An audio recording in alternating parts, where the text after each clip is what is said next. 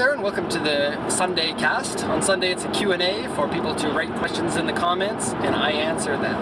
And so, let's listen to the questions, record it off of my iPhone, and we'll see how that goes. This is going to be the first time doing this, and so I'm doing it without predetermining what my answers are to the questions. All of this is right off the top of my head. And so we'll see how it goes. If you have any feedback for me, please send it to me. If you've got a question that you want me to answer on this cast every Sunday, please write it in the comments and I will get to it. I don't think in these videos I'm going to be as diligent as I am about answering the questions in text, because I prefer to keep them so that I have something to talk about for the next week. So, here we go. Very first ever question and answers. Lehman001 says, what's the price of an S50 to Canada? Okay, S15 is a Nissan Silvia.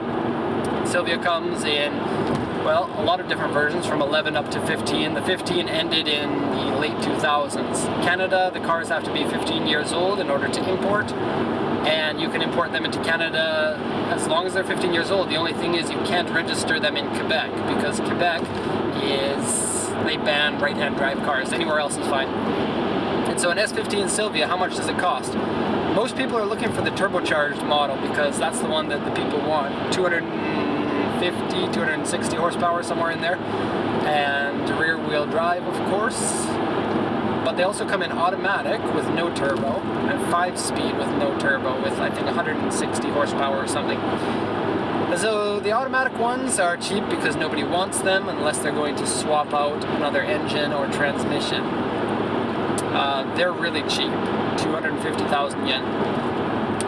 The 5-speed manual turbos, about 400,000 yen. And non-turbo 5-speed, 400,000 yen. And the 6-speed with the turbo, they range anywhere from about 500,000 to 900,000 or 1 million. Sometimes a little bit higher than that. It really depends on the condition. Silvias are commonly modified cars, and so if it is a modified car, be careful, because that'll give you a higher chance of having problems with your car. And so keep that in mind. Okay, so add on your purchase costs and your shipping costs, and you're looking at about another $2,000 or so, or 200,000 yen, and your import tax, and there you have it. If you want more specifics about the breakdown of all of the costs, then send me an email, or you can ask that in a question, and I might get to it on a further cast in the future. So, question number 2. Lambo140 says, why do Japanese cars have the speedometer only up to 180 kilometers an hour? I've seen that so often from Japanese cars. Is that the legal limit? Okay, so my speedometer goes up to 180. There might be a regulation stating that it can only go up to 180. I don't know about that. Is that the legal limit? No, the legal limit for all highways in Japan, as far as I'm aware, is 100 kilometers an hour. And interestingly, if you've got a car from the 1980s, if you go over 100 kilometers an hour in that car, then the car will start to ding at you. Ding, ding, ding.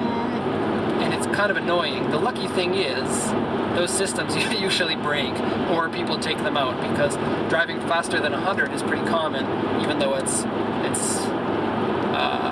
too fast for the speed limits here. Changing lanes. Okay, next question. Jones9999 said, really interested in the life in Japan and how you managed to end up there.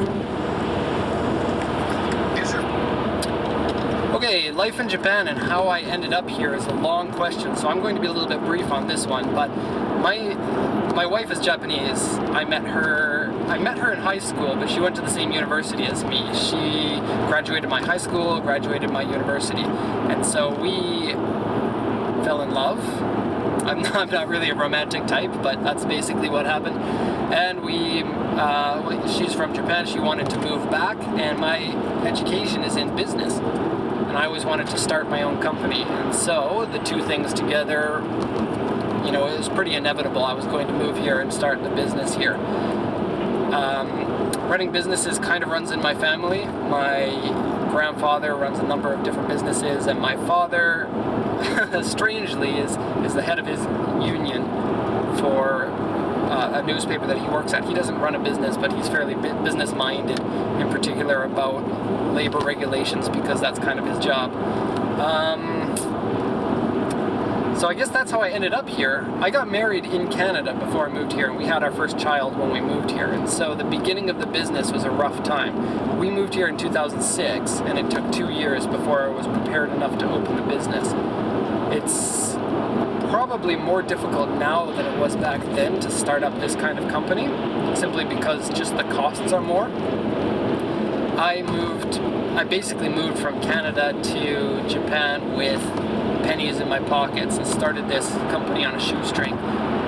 And that hasn't been a very good thing for the company. Starting a company with little amount of money creates problem after problem. So many difficulties in a company can be solved with extra money. And so for the first few years we struggled big time trying to make ends meet. And then after a few years, I guess after about 5 years or so, 4 years or so, then things finally got a little bit more secure, and I was able to settle down a little bit. For the first 4 years, I worked a full-time job while I ran this company.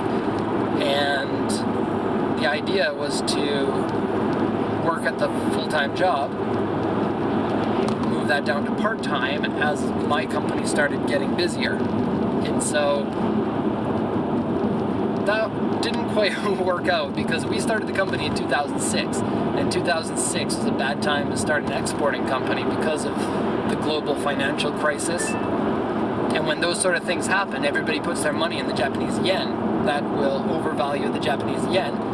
And if that happens, then buying things from Japanese market is stupid. The yen changed 40% in one day, basically,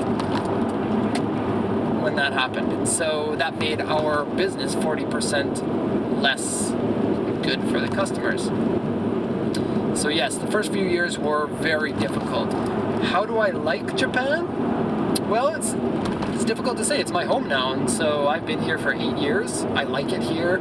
I also like Canada, where I come from. And so I don't really want to be nitpicky, because there are so many things I prefer about Canada and so many things I prefer about living here. And so we're just going to leave it at that, I guess. Next one. Fabulous Profound says, I forgot to ask what constitutes as regular maintenance in Japan. Are they following service intervals based upon mileage? And what many drivers in Japan accumulate mileage slowly? Is that necessarily a concern? Okay, so people in Japan drive less than almost any other country, and the reason being is because it's really expensive to drive here. The tolls are crazy. The road that I'm on right now costs me just over $10 to drive, and it's the 30-minute drive. And so that is normal if you're driving in Japan. So most people take the train if they're going somewhere, including me. And so cars are driven less. Traffic is really bad if you don't take the toll roads, like I'm taking right now. The drive home is actually 2 hours if I don't take the toll roads, and 30 minutes if I take the toll road.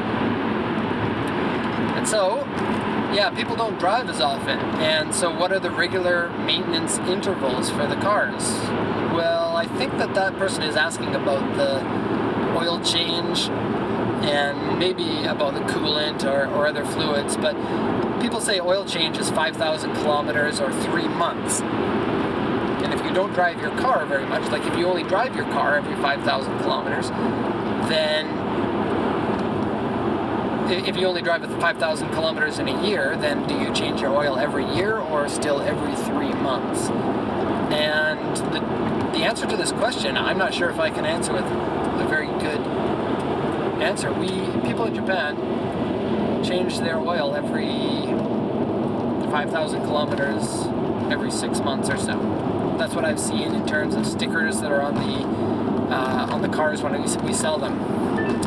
So usually when you change your oil, they'll put a sticker on the door crack or inside your engine bay that says your next service interval is this time. And it's roughly the same as what it is in Canada. They say 6 months, 5,000 kilometers for that.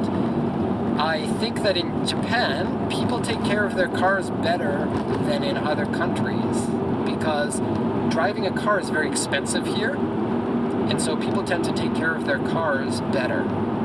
There aren't so many poor people that have cars like you would see in other countries, and the reason for this is because you don't need a car so much in Japan as you would in, say, Canada.